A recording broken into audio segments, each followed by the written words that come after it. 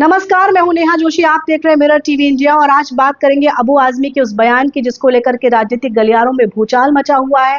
महाराष्ट्र में सपा के नेता अबू आजमी ने एक बयान दिया जिसमें उन्होंने कहा कि औरंगजेब को क्रूर या आक्रामक वो नहीं मानते। कुल मिलाकर उन्होंने औरंगजेब का महिमा मंडन किया। इसके बाद राजनीतिक भूचाल देखने के लिए मिला। एक तरफ बीजेपी ने इस पर कड़ी आपत्ति जाहिर की तो वहीं दूसरी तरफ कांग्रेस के कुछ नेता उनके समर्थन में उतर आए, जिसमें राशिद अल्वी और इमरान मसूद के नाम शामिल हैं। दोनों ने ही उनका समर्थन किया और उन्होंने कहा कि ऐसा उन्होंने कुछ भी गलत नहीं कहा। उन्होंने सिर्फ और सिर्फ औरंगजेब की तारीफ की और उसको एक अच्छा शासक बताया।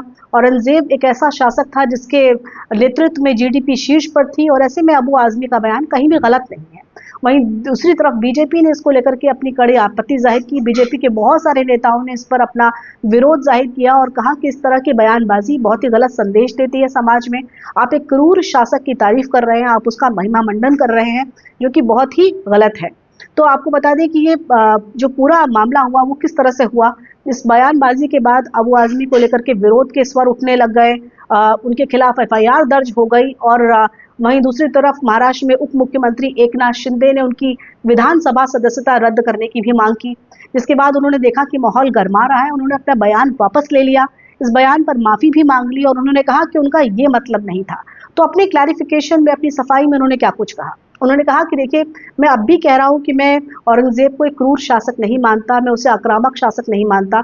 मैं ये मानता हूं कि औरंगजेब एक बहुत ही सफल शासक रहा, क्योंकि जिस वक्त औरंगजेब एक शासक, जब जिस समय उसका शासनकाल था, उस वक्त सत्ता संघर्ष राजनीतिक थे, धार्मिक नहीं थे। खुद औरंगजेब की अपनी सेना में बहुत सारे हिंदू थे।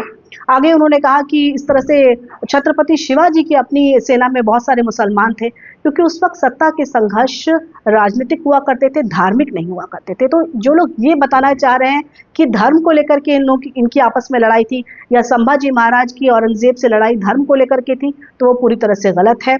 इतिहास में ऐसा कुछ भी कहीं भी नहीं लिखा है। तो आपको बता दें ये पूरा बवाल आखिर शुरू क्यों हुआ। ये पूरा बवाल फिल्म छावा के रिलीज के बाद शुरू हुआ। 14 फरवरी को फिल्म रिलीज हुई, जिसमें दिखाया गया कि औरंगजेब ने किस तरह से संभाजी महाराज पर 40 दिन यातनाएं की और इन यातनाओं के बाद अंत में क्रूरता के साथ उनकी हत्या कर दी। उनकी हत्या के बाद उनकी पत्नी और उनके बेटे को अपना बंधक बना लिया। इस फिल्म के रिलीज के बाद राजनीतिक गलियारों में तरह तरह की बयानबाजियां हो रही थी और इसी बयानबाजी के दौर में अबू आजमी ने ये कह डाला कि औरंगजेब एक बहुत ही महान शासक था, बहुत ही अच्छा शासनकाल था उसका।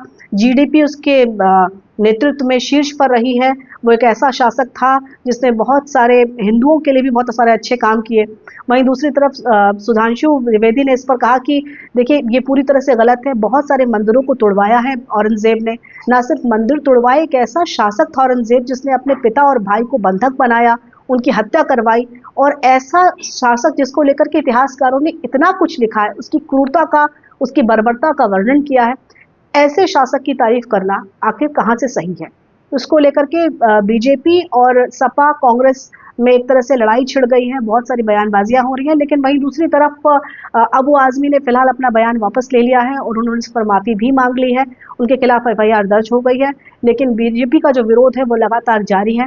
बीजेपी का कहना है कि इतिहासकारों ने इतना कुछ लिखा है औरंगजेब को लेकर के, और जाहिर है कि इतिहास में बहुत कुछ उसको लेकर के मेंशन किया गया है, लिखा गया है।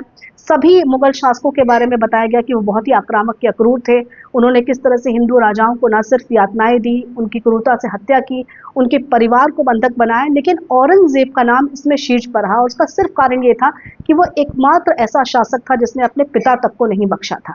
तो इस तरह के शासक के बारे में अगर आप इस तरह का राजनीतिक बयान देते हैं, उसका महिमा मंडन करते हैं या तारीफ करते हैं, तो जाहिर है कि इस पर भूचाल तो मचेगा ही। फिलहाल ये जो बवाल है वो थमता नहीं दिख रहा है। इसको लेकर बयानबाजियों का दौर चल रहा है।